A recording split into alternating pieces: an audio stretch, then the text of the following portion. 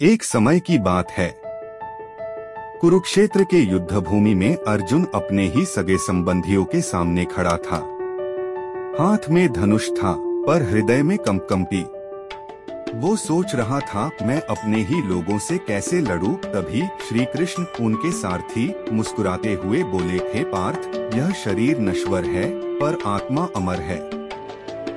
जो आज है वह कल नहीं रहेगा, इसलिए अपने कर्म से मत भागो। अर्जुन बोला, लेकिन केशव, युद्ध में जीतने या हारने का क्या अर्थ रह जाएगा, जब सब मेरे अपने ही नष्ट हो जाएंगे? श्री कृष्ण ने कहा, अर्जुन, तू केवल कर्म करने का अधिकारी है, फल की चिंता तेरा अधिकार नहीं है।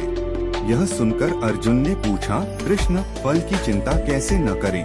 यही तो हमें प्रेरित करता है।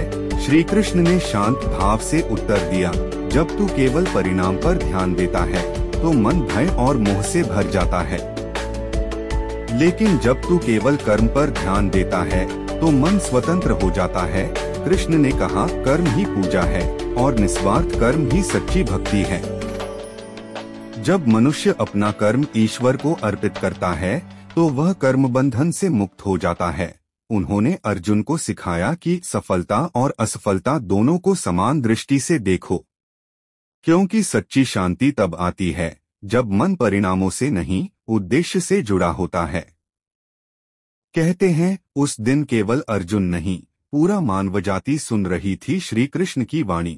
हर युग में, हर परिस्थिति में यह संदेश हमें याद दिलाता है कि जीवन का अर्थ जीतना नहीं, सार्थक कर्म करना है।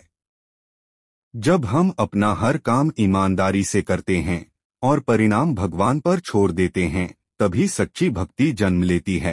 तो जब भी जीवन में भय या असमंजस हो, अपने भीतर श्री कृष्ण की वही आवाज सुनो, हे अर्जुन, कर्म कर, क्योंकि कर्म ही तेरा धर्म है, बाकी सब मुझ पर छोड़ दे।